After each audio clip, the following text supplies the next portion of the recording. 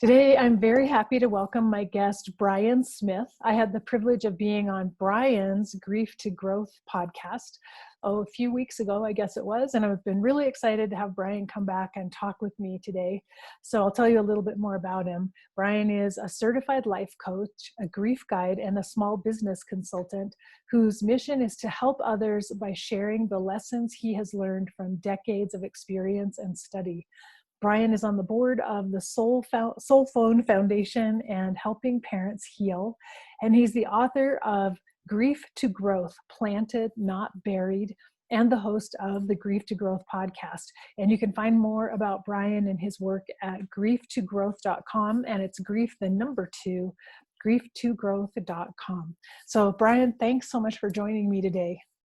Karen, thanks for having me. It's really good to talk to you again. I met you a few weeks ago on my show, and I'm looking forward to having this conversation with you today. Yeah, same here. I've been really excited to turn the tables and be able to ask you questions and hear more about your work. So would you start by telling us just more about your story and how you got involved in becoming a grief guide and teaching about grief?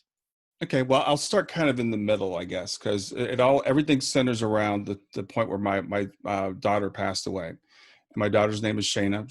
She was 15 years old when she passed away. This was in June of 2015. So Shayna was a top athlete. She was a scholar. She was like 15th in her class of like 600. She was a ninth grade going into 10th grade, and she was a basketball player. She was a volleyball player, just a really kind of bright, shining star. And June 24th, 2015, we went to wake her up, and she had passed away in her sleep.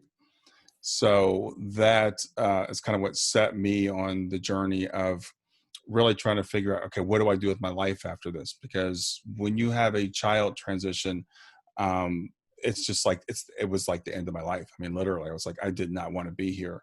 So I had to figure out, how am I going to be here? I have another daughter, Kayla, who's 3 years older, and I have my wife. And I'm like, I've got to figure out, how do I stay here for them? How do I make this, manageable for myself? So I was I don't want to say fortunate, because I think this happened for a reason. But suddenly all these things kept happening in my life where people would say, well, why don't you talk to this person or talk to this person? And someone connected me with a guy named Mark Ireland, who was one of the founders of Helping Parents Heal. And Mark's son had passed away. So Mark sent me his books, and he and I had some conversations, and he introduced me to Elizabeth Wasson, who is the co-founder of Helping Parents Heal. And my wife and I went on a vacation to Arizona, just happens to be where Elizabeth lives. A whole series of synchronicities happened. And I ended up becoming part of Helping Parents Heal and starting helping them with the online group on Facebook. And we grew that to about 6,000 people. So I went through all this with Helping Parents Heal. I met Mark Pitstick. You mentioned the Soul Phone Foundation. I'm on the board of the Soul Phone. So I met Mark. And ironically, one of the guys, the main researcher in the Soul Phone is Gary Schwartz. And the first book I ever read on the afterlife was Gary Schwartz's book, The Afterlife Experiments. So I met Mark, I met Gary, and so this just started unfolding. And about a year ago, after working with Helping Parents Heal for about 3 years, I'm working in the Soul Phone Foundation. I work with a lot of mediums through this business. So a friend of mine who's a medium, she said, Brian, there's a life coaching class that I think you might be interested in. And I thought it was an odd thing to say, because I'd never mentioned anything to her about life coaching. I wasn't doing any counseling or anything. And so I was like, okay, well, I'm going to take this as a sign. So I took the class, and then I realized, okay, this is what I should be doing. I'm supposed to be doing. I'm supposed to be helping people and guiding people. So I got my life coaching certification. I started Grief to Growth. This was in probably April of 2019. And because of all the work I'd done with all the parents and stuff, I was like, I want to write a book on grief that I would like to read. Because actually, I didn't read a single book on grief when we were going through this. My wife read all kinds of books on grief. I studied the afterlife, but she studied grief. But I was like, okay, so what do people feel like when they're going through this? Well, they feel like they're going crazy, first of all.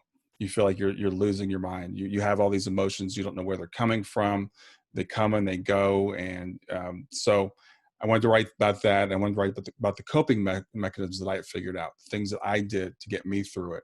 So I wrote it. It's a very short book. You can read it like in a couple hours. But I wrote the book for people that are just like going through that. And then I started the podcast. So that's kind of what brings us up to where I am today. Wow.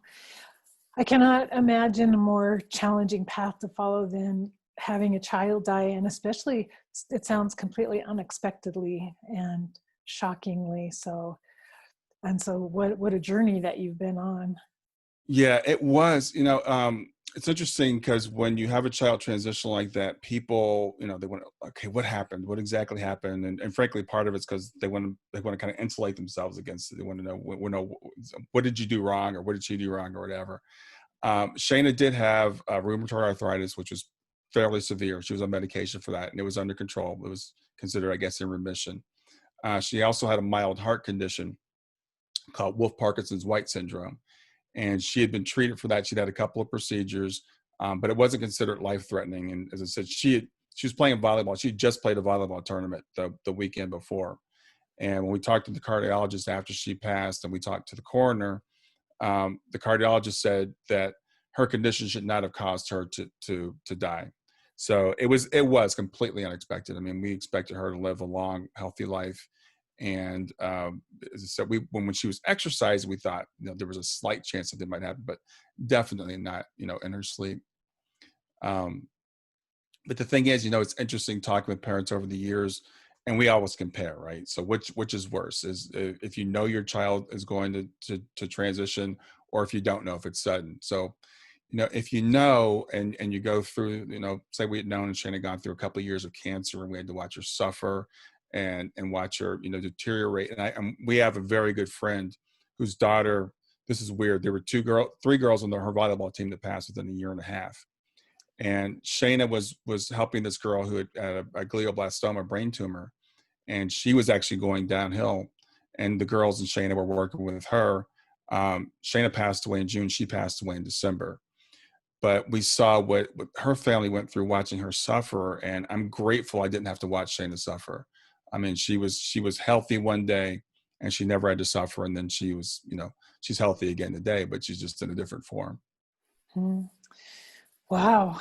I'm just so impressed with how far you've come in 5 years, because I'm just remembering how long it took me after my father's suicide death to kind of have these insights that you're having now. And even the idea of being able to name your book and podcast Grief to Growth, and recognizing that this is a pathway to growth. It took me a long time to get there. So I'm impressed that you're there at this point.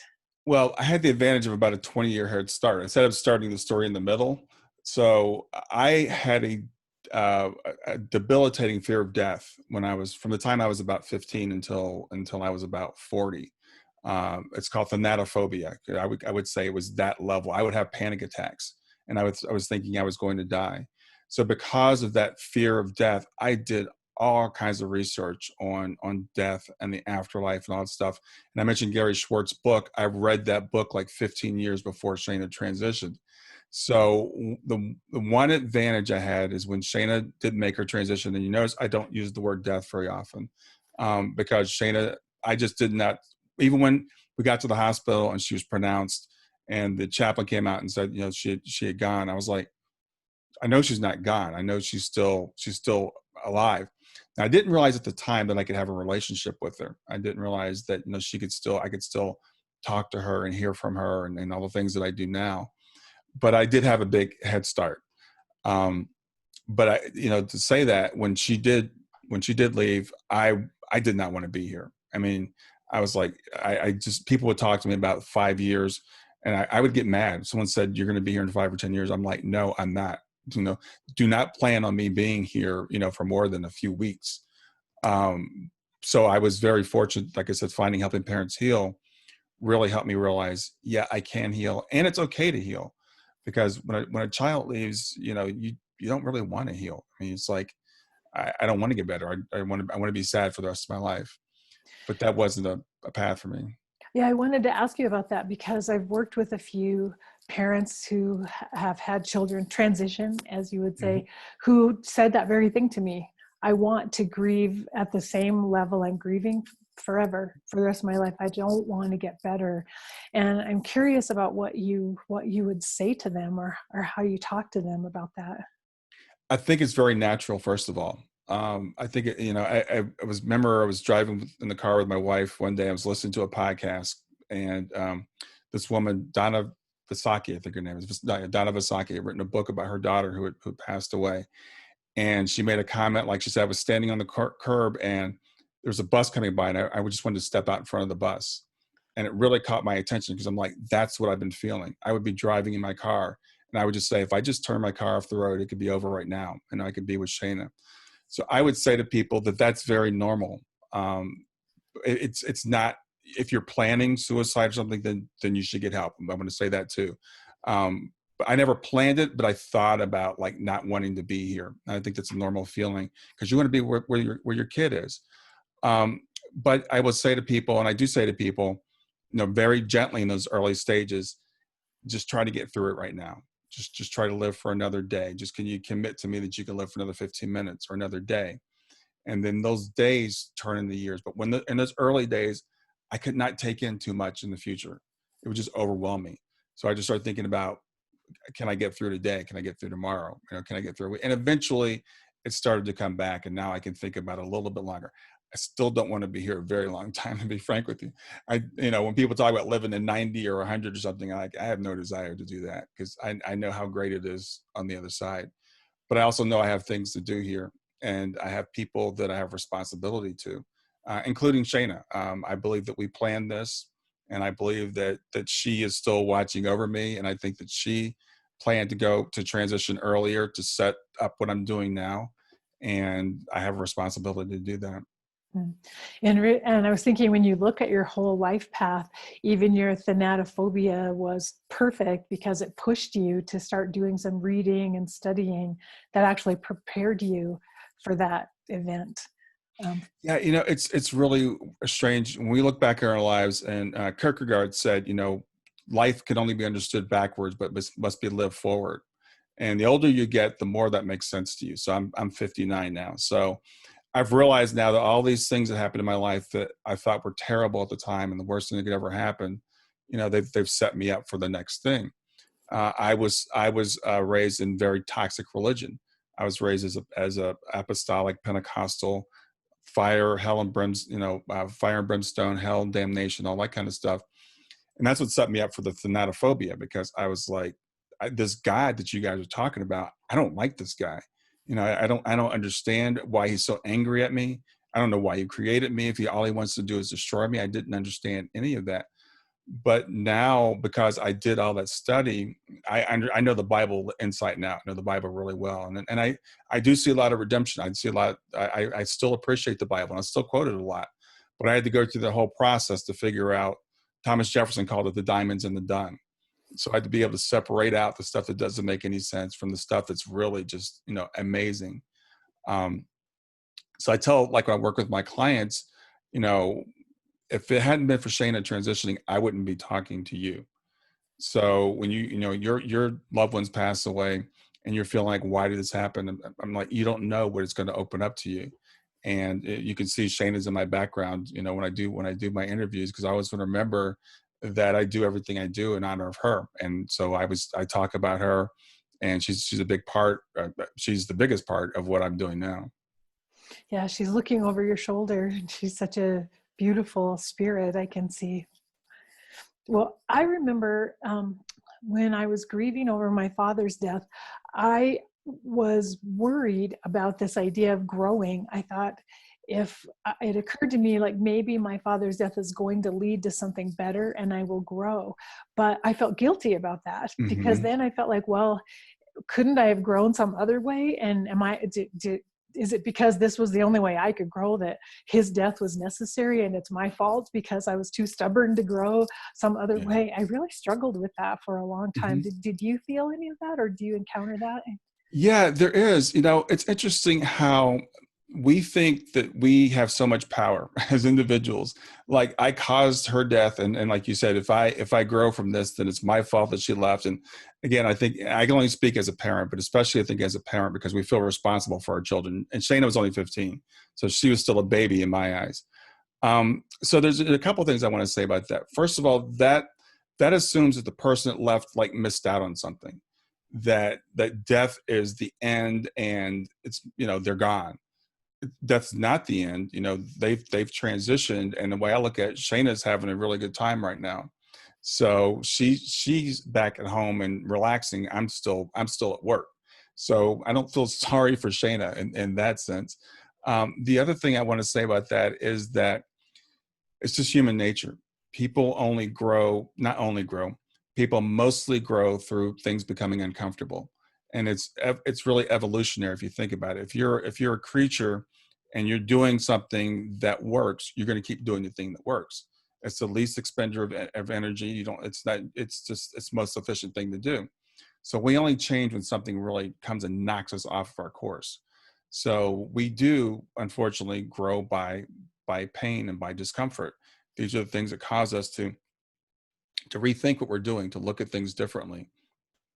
So I would say, but I also, again, I go back to the thing, and this was a new concept for me after Shana transition, that we planned this, that we knew that this was going to happen. So that I find helps a lot of people when if you can accept that idea, and not everybody can, but if you can accept that idea, that takes you out of victim mode, out of, God did this to me, or the universe just randomly did this to me, to, okay, I planned this, so there must be some reason for it. And if you can start to think about things that way, it opens up a whole new way of looking at things for you. Mm. And I will say, and from hearing my story, that's ultimately what happened with my grief over my father, is recognizing we were partners in a way on this life Mhm. path, because his death is what moved me into hospice work, and everything I write about and speak about now too. All of that came about because of his death and my grief process. And suddenly having that realization gave new meaning to his life and his death. And I no longer had to feel anymore like this should never have happened. This was the wrong thing. And Yeah. I should have prevented it if I could. I could suddenly see this was part of some perfect picture that I can't fully appreciate right now. I don't get all of it. I don't see it all right now, but I understand it had its place. This event had a place, and I can no longer say it shouldn't have happened. It was the wrong thing. Yeah, that's perfect. I mean, the thing is, again, with my daughter being 15, I mean, I could choose to look at it like her life was cut off.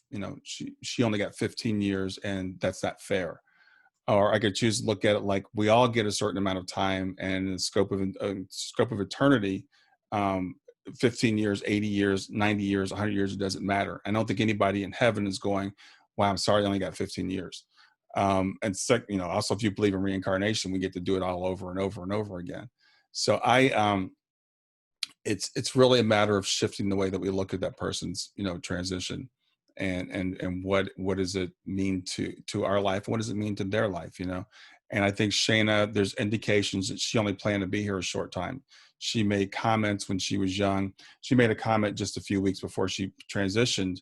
We were in Columbus, which is a couple hours from where I live now. We were at my brother's house, and it was Mother's Day, and she was playing with the other cousins. They're about her age. And she's made a comment like, when I transition, I like to be cremated and buried under a tree.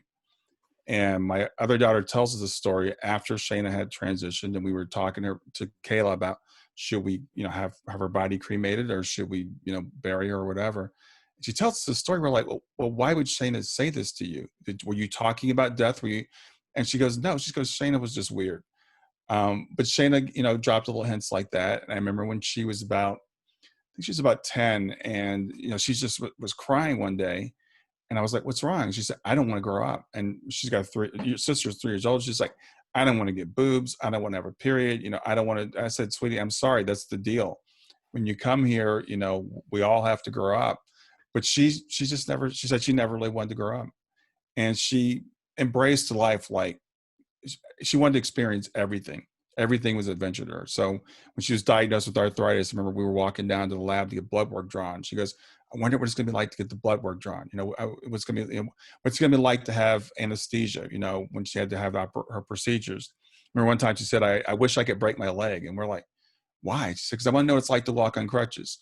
And then she tore her ACL, and she got to walk on crutches. So I say all this to say she just lived life full out. I mean, she just fully embraced it. But she did give indications that she didn't plan to grow up. And she didn't shun the suffering aspect of life, it sounds like. I mean, she was just curious and fascinated by everything and willing to experience it all, whatever came her way. She took it so well because she played basketball before she played volleyball. So she was playing basketball and her wrists were hurting all the time. At first it was her fingers. We're like, Shayna, what are you doing at practice? Are you jamming your fingers, And then it was her wrists. And we had no idea. So we finally got the diagnosis, of arthritis. So she gets the arthritis diagnosis and we put her on medication. She said that kind of went into remission. She was doing okay with that. Then she was playing a basketball tournament and went down, and we took her to the doctor. They said they thought it was a torn ACL. That was a long drawn out thing. She didn't have ACL surgery, but through all that, she never complained. Then the heart thing, her heart would start to race, and she'd been sitting there and it would just start to race, usually 30 seconds at a time, and it would stop. But we know in and out of the hospital with that and seeing the cardiologist. But Shayna never complained about, any of that stuff. So that's just the way she kind of, lived her life. And, I think about her, we homeschooled her for 8 years. And then she said she wanted to go to public school. So she went to public school for just 2 years, but she was one of the most popular kids in the school. And we were like, Shayna, going into school at 8th grade, is probably not a great idea. These kids have all been together for a long time. And frankly, we're African American. We live in an all white area. We're like, we don't know how well you're going to be accepted. But she went in and she was one of the most popular kids in the school.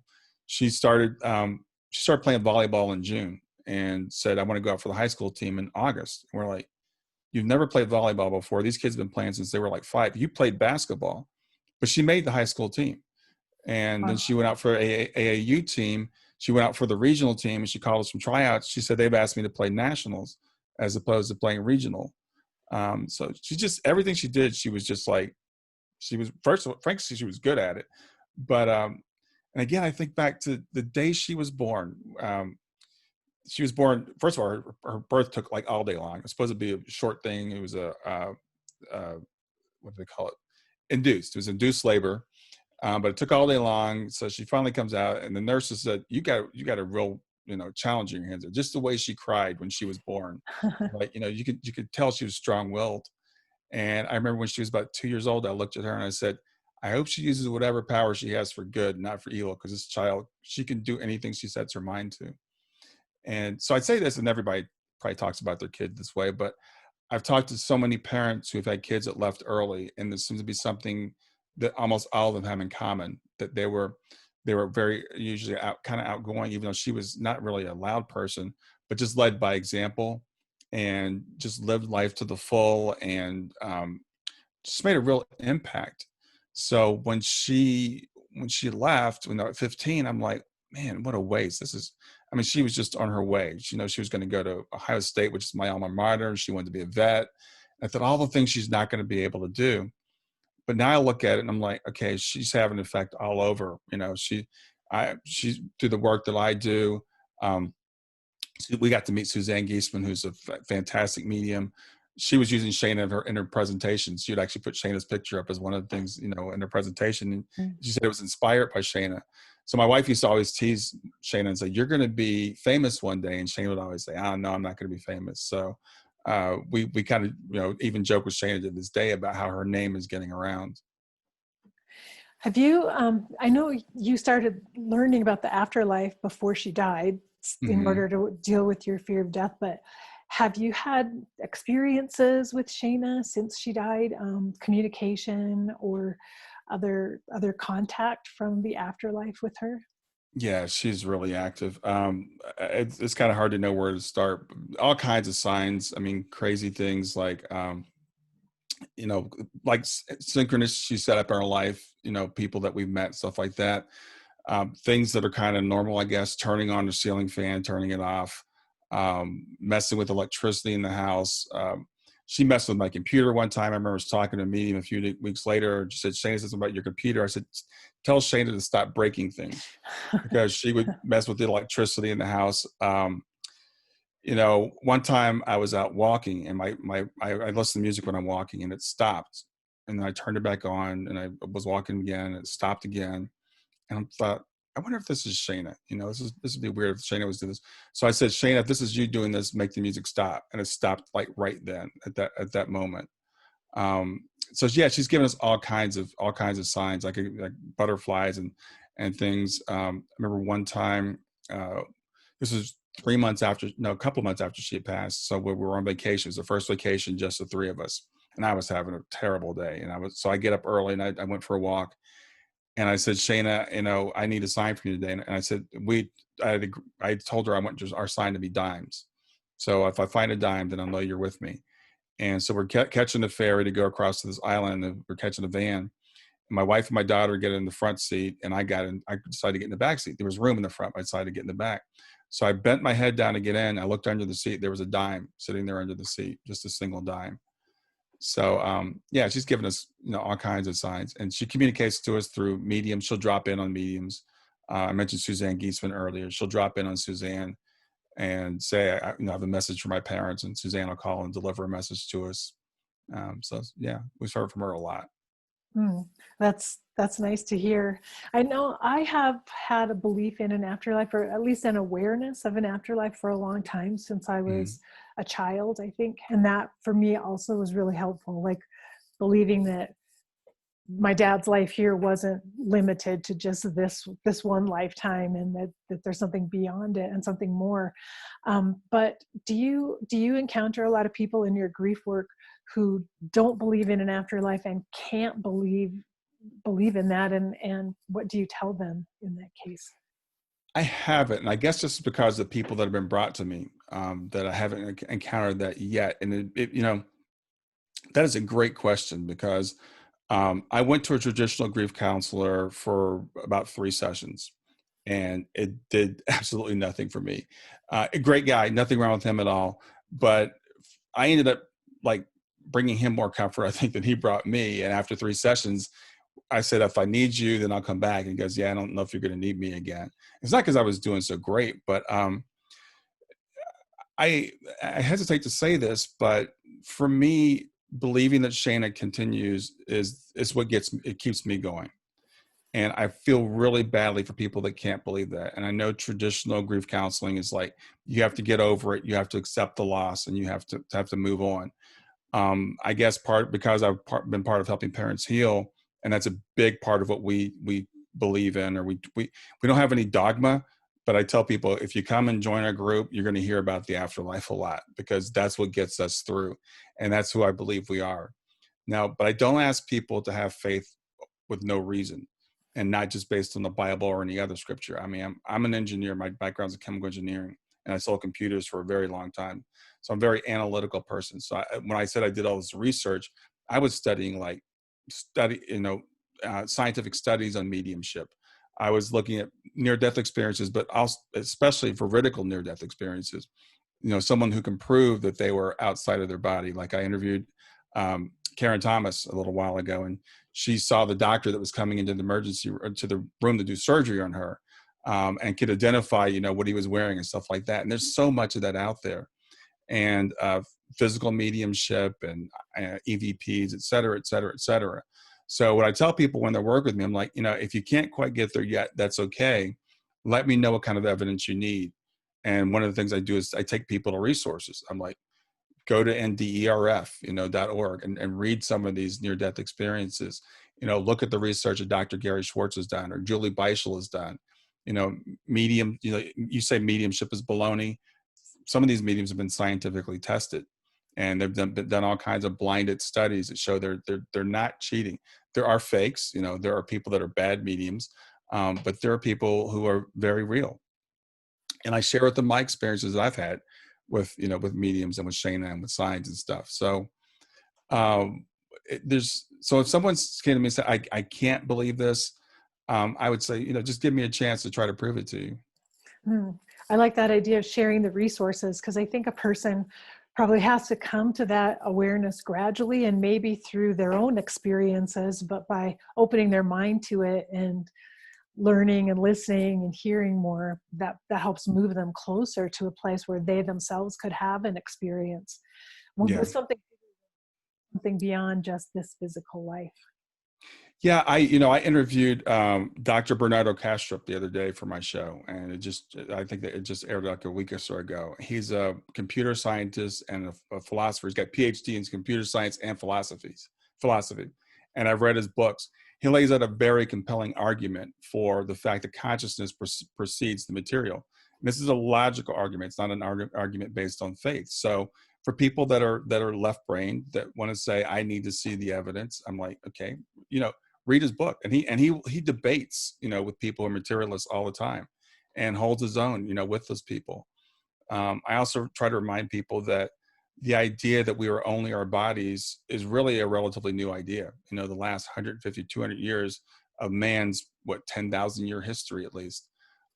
This idea, it's a pretty new idea. And as he would argue, and as I would argue, it's based on a fallacy that, that the material came out of nowhere.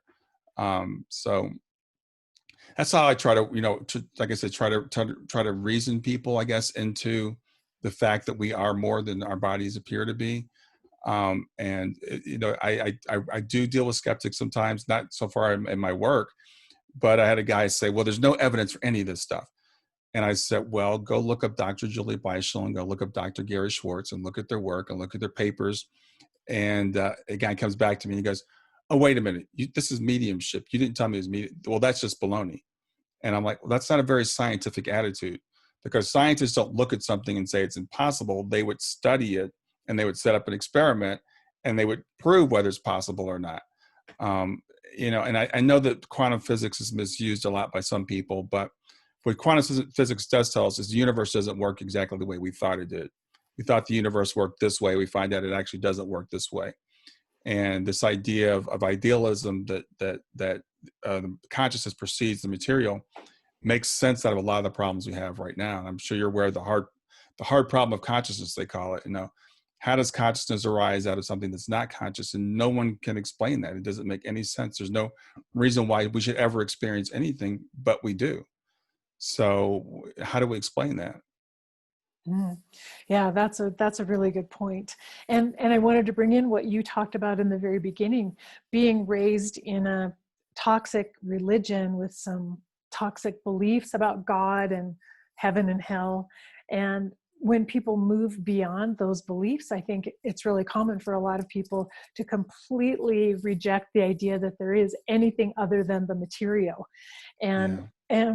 and they've advanced themselves in a way to get to that point, to reject the toxic part of the religion, but sometimes they get stuck there because it feels like if they embrace an afterlife, they'll be going backwards to something Yeah. that they already rejected, which what I found, it's not at all a backwards move. In fact, it's just expanding your own consciousness in a way that was not possible when you were part of that toxic religion. Absolutely. And when you said that, I smiled, but I also felt kind of a little bit bad because I have a very good friend who is a fundamentalist evangelical, actually working for a church, and then kind of had an awakening. Looked at the Bible, particularly the Hebrew scriptures of the Old Testament, and said, this doesn't make any sense. Why would God kill all these animals and stuff in the story of Noah? What a terrible God this is. Why would he torture poor Job like this? Why would he curse people because they ate an apple? So he took this literal interpretation of the Bible, which I was taught in Sunday school, and said, I reject that. So he became a total atheist, a total materialist. And I was like, wait a minute, you just threw out the baby with the bathwater there. Mm-hmm. Yes, this literal interpretation. But when I did my studies, I found out, first of all, the literal interpretation is relatively new. The people that wrote that didn't take it literally. And I have a very good friend who's Jewish who said, Brian, that's not literal. And I'm like, oh, I didn't know that, because I was taught this is all literal. Once you take the literal out of it, then it just becomes amazingly expansive, right? So it's this so the story of Genesis, for example, consciousness created the material and spoke it into existence. And you look at other creation myths, and they might say, well, a God dreamed the world into existence, or a God spit on some clay and formed the world, or whatever. There's always all these different myths that say the same thing. That's such a greater reality that we've misinterpreted. So I had to go through that journey, that dark night of the soul, and it was not easy, to reject the faith of my youth. But what I tell people is, every time I took the risk, my faith has actually been increased, and my trust has actually been increased. My belief that God is love, because when people tell us, on the one hand, God is love, but on the other hand, He's going to condemn all these people to eternal damnation, those things don't add up. So which one am I going to reject? I've rejected the eternal damnation, and I believe that God is love. Mm.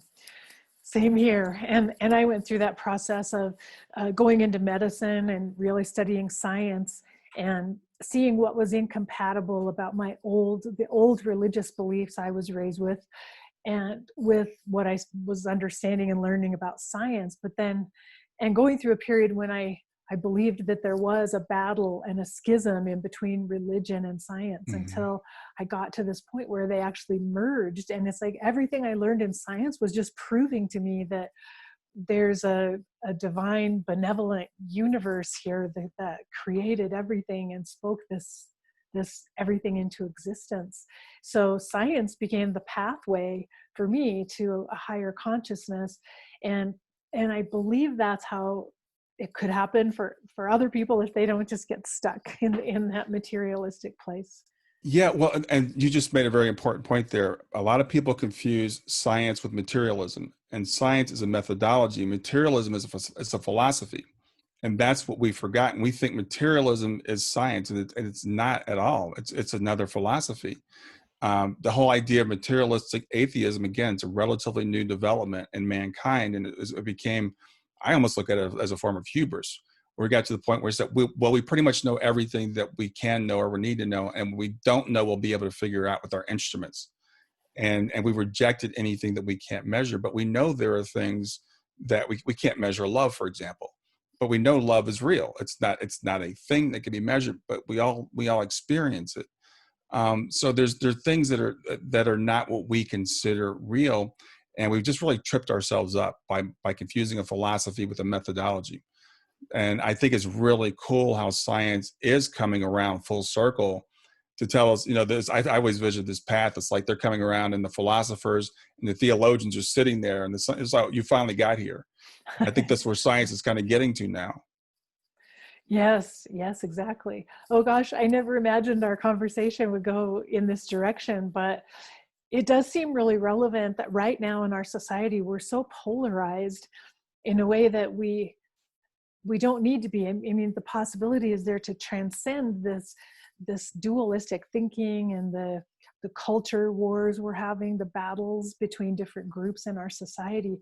If we could allow our consciousness to expand enough to take it all in. And so I think, I guess I'm trying to tie this in a way with grief, because sometimes when we leave behind that dualistic nature of society, there's grief in letting go of what we used to believe in, and maybe grief in letting go of old religious teachings and moving on to something else. So it's relevant to this fact that we're talking about the journey of grief, which is probably part of the life journey. No matter what we do, it's part of how we grow. Yeah, life is a series of growing, holding on to things, and letting them go. And I always refer to this song 30. It's a song by a group called 38 Special. It's called "Hold On Loosely," and that's what we should do with things that we know. We should hold on to them loosely. We were taught by religion to hold on to things tightly. That whatever it is that I'm teaching you right now, this is the ultimate truth. There's nothing beyond it. Don't even bother looking at it. If you do, you're a heretic. We've got to be willing to grow. We've got to be willing to let go of things. We have to hold things lightly with kind of an open hand. And when things are taken from us, trust that something better is going to be given to us. And I know that's hard. And I think about the political environment we're going through right now. And I'm saying to some people, and I don't want to get too political, but I had to let go of my faith. I don't call myself a Christian anymore, because Christianity just became too far divorced from where I am. I'm still a follower of Jesus. I still like the Bible and all that stuff, but I don't call myself a Christian anymore. We can't identify too closely with certain things. It leads to us accepting things that are toxic, because it's part of what our group is telling us we need to accept, and we need to think for ourselves. Yeah, same here, exactly. I can no longer use that word Christian because I feel like it's been usurped in a way Yeah. by some people who think and believe very differently than I do, and I don't want to be associated with that.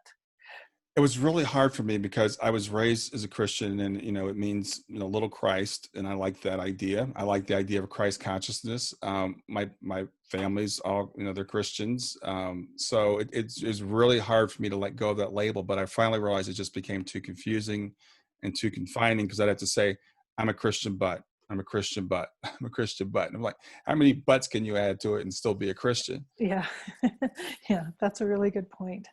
Well, and I know that you've been teaching a workshop called Overcoming Racism, which is the other really big cultural divide that we're facing right now here in the Mhm. US in particular. And so I wanted to hear about that and also tie that in with grief in a way. And it, do we all need to do a lot of grief work as we're looking at racism in our society? It seems that Yeah, way to me. I think we do. It's interesting because I'm very active politically. I'm very active on Facebook with stuff and people, and unfortunately, race is a big part of our society. I hate that. I tell people every time I teach a workshop, I hate that I have to teach this workshop, and I'm thinking, okay, Brian, this isn't very spiritual, because we're all one, we're all the same, and race doesn't mean anything. And that's why I teach in the workshop. Frankly, race doesn't mean anything, and I really drive that point home. There's no such thing as race. We're all the human race, but there is this very big thing in our society. It's called racism, and we can't ignore it. And so I feel like the workshop is necessary, because we really need to examine ourselves as individuals. What are the racist things that I'm holding on to? Our society, we need to take a real serious, frank look at our society, not through this, kind of whitewashed, history that we've been given. And there is going to be, I think, some grief involved in that. When people take the workshop, frankly, there are a lot of tears shed. A lot of people feel guilty, which I like do not feel guilty, because none of this is your fault. We're all socialized into this environment, and being a black person, being a black man, and growing up in America, I remember as a very young child not wanting to be black, not because I didn't want to be, but I just wanted to be a normal person. I just want people to see me as Brian. And I know that's the ideal, and we all want to get there. And I see some spiritual people bypassing the hard work that we need to do and saying, let's just all be one. That's great. I'm all for that. But we have to acknowledge the very real issues in our society right now. And a lot of people are grieving. And what I've seen over the course of the last several months, is people's eyes being opened. And the world's always been like this. I mean, this didn't just start happening in April or May. But some people, their eyes are being opened because of video and stuff like that. And so they're coming to me and they're like, why is the world like this? So in the workshop, I do take people through why. This is why. We go back to how this all started, how racism started, how the whole idea of race started, and how we've gotten to the point that we are today. But also beyond that, how do we get past it? How do we individually get past it? How do we as a society get past it? So unfortunately, I think it's very necessary. And I think that, yeah, there's probably going to be some grief involved in it as people kind of open their eyes to what the reality is and start to listen to people who have experienced it from my side, what's been like for me. And I've had people say, I'm so sorry, or I didn't realize you had to go through that. I'm like, that's not really why I tell this. I tell this because I want you to understand, where we are. So when you see people in the streets and you wonder, why are they doing that? Why are they so upset? That you can maybe have some feel for why they're doing that. Mm. That sounds really powerful, and something that's so needed right now. And I was thinking about the fact that many of us grew up with toxic theology, as you were saying, and I think we grew up with toxic socialization in a way too, in terms of just tribalistic ideas of other people who are different from us are to be rejected. And I think that that's part of what we have to grow beyond as we get to higher consciousness. But we can't get there if we don't look at it. We have to acknowledge it, we have to look at it and experience it before we can move on. And we have to reintegrate even the parts of ourselves that we reject as being other or different or not good enough. Yeah, absolutely. The thing is that a lot of it, some people think, well, consciously, I'm not a racist, and I look at everybody the same. I argued that we're all a little bit racist because we've all been indoctrinated by the same. I call it like you can't stand in the rain and not get wet. You can't grow up in America and be race blind. I don't think it's really even possible. And it's interesting because it also, it's not just white people it affects black people too. And frankly, it affects a lot of times the way that we even look at ourselves or at our own, brothers. So it's an insidious thing, frankly, that we have to really root down deep to dig out. And we have to do the hard work to get there. So I tell people in the workshop, I'm like, this is not going to be comfortable, but I think it's necessary. And the feedback I've gotten has been really, really good. It's 3.5 to 4 hours long. I teach it over the course of a couple of days. But I really want to get people to feel, how this has impacted people and to really make it real for people, because it can be just a theoretical thing. And because we live in such segregated societies. I mean, white people in America in general have a totally different experience than black people in America, in terms of, just where we live. I mean, I was telling you earlier where I live. I live in what's called Westchester, Ohio. We jokingly call it Whitechester because there are very few people here of any color. So people that grow up here have a very different experience than someone that might grow up, a few streets away even. Yeah. Oh, that's so true. And I love that you emphasize we have to do the hard work. And I do see a lot of spiritual people out there who think, I'm just going to talk about love and light. I don't want to think about the hateful aspect of what's happening. But the Hmm. fact is, that's our hard work. We have to dig down and look at did we even unconsciously absorb from our society and our parents and other people around us, and not looking at it actually perpetuates the problem. It's part of our shadow, and we have to expose it and look at it. Yeah. You just made a really, really good point, because I talk about this in the workshop. We think of I'm either a racist or I'm a non-racist. So, and none of us is a racist. Nobody's ever said that I'm a racist, but I'm a non-racist. But what I argue is if you're non-racist, you're still perpetuating the same system. If you're not working against it, you're part of it and you're participating in it. So you have to become what's called an anti-racist if you want to work against this. So it's really it's something I'd rather not do, frankly. And as someone, being a spiritual person and putting myself out there as a grief guide and stuff like that, I'm like, am I going to turn some people off by doing this? And frankly, I know that I am. But you have to be a privileged person to turn a blind eye to this right now. And I can't do that anymore, even though I am privileged. I'm very fortunate. I don't deal with it mostly on a day-to-day basis, but I see people literally dying because of this right now. And it's not just the police. Just to give you a real quick example, coronavirus is hospitalizing, killing black and brown people at a rate of like up to 5 times, and indigenous people what it is white people. So it's not a racist virus. It's not attacking people because of their color. It's because of our systems that have put people in these positions where they're lower income, don't have access to healthcare. They're essential workers, so they're more exposed. They're living in multi-generational households, those types of things. So it's literally killing people. So I just can't sit by and watch it happen. Yeah, I feel that way too as a healthcare provider. These disparities have become so obvious. They're right Yeah. in front of our face right now. None of us can turn a blind eye or turn away from it. We all have to be working toward how do we make this better. And I wanted to pull in the tagline for your book, Grief to Growth, is planted, not buried. And I feel like that's a really good, well, I want you to talk about, about what you meant by that. But in my mind, I see it as everything we do is somehow planting seeds, and Mhm. we don't need to bury anything. We don't need to bury any of these old feelings or bury anything of the things we're embarrassed about ourselves, or that we feel guilty about. Mhm. There's no longer time to leave anything buried. Everything has to be brought up, but we need to just plant now, plant Yeah. new growth. So anyway, tell us about that. Yeah, for me, as I said, I'm still a big fan of Jesus, and the Bible just always comes into my head. And so when I came up with that line, I thought about Jesus saying, "Except a seed falls in the ground and die, it remains alone, but if it dies, it brings forth fruit. And it depends on which translation you use, but 1,000, 100 times, whatever.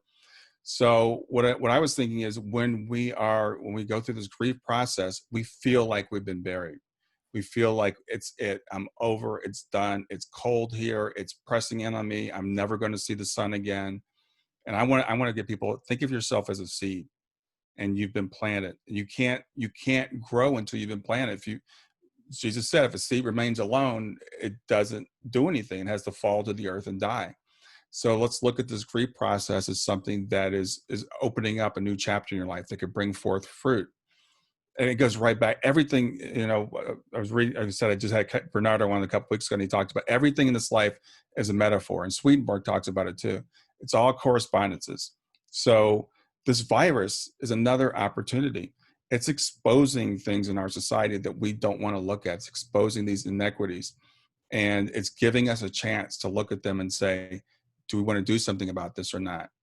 And now it's a growth opportunity. It doesn't mean we're necessarily going to grow, because when we have these opportunities, we don't always take them, but we do have the choice. So that's the idea behind the Planet Not Buried. And I'm also a big believer of the saying, this is grow where you're planted. So we don't have to go out and do something big. We don't have to leave what we're doing. We don't have to leave our jobs even. So people talk about a lot, what's the purpose of my life? I'm like, to be the best you are where you are. So if you're a parent, it's being the best parent for your children. If you're a spouse, it's being the best spouse you can be. If you're a truck driver, it's doing your job, the best you can do. Whatever it is that you're doing, do the best you can. And every day when you get up, look for opportunities wherever you are that you can serve someone. So that's where the whole idea of the Planet Not Buried comes from. I love that. And the idea too that whatever we're experiencing in our lives, where we are right now, maybe there is suffering, maybe there is hardship, but that's also part of this opportunity. It's like that's part of the rain and the soil and the sun beating down on this little seed. They're all opportunities that are there, and we can use all of it as a way of growing. Yeah, it's really tough right now. I was just talking with a friend right before we got on the interview, that's going through, everybody I talk to is going through difficult times right now. I don't know anybody that's not going through something, loss of a job, divorce, loss of health insurance, et cetera, et cetera. We're all going through it. So this is not to say, because I'm also, something I'm really opposed to is spiritual bypassing. There were people just say, oh, it's all good. It's all going to be fine. We don't need to feel the emotions. Yeah, we do need to feel the emotions. And we're all feeling pain right now. And we're all feeling grief right now. And that's okay. That's part of the process. But I try to tell people we have to be balanced, right? On the one hand, we can't be so heavenly that we just bypass all the emotions and say they don't exist. But on the other hand, we don't want to get stuck in them.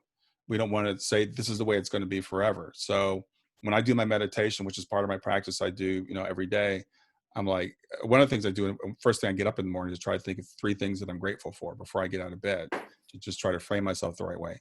And when I do my meditation, I'm trying to do a reset. I'm like, okay, I do have this issue. It's a very, very real issue, but I've been through stuff like this before and it's always turned out okay.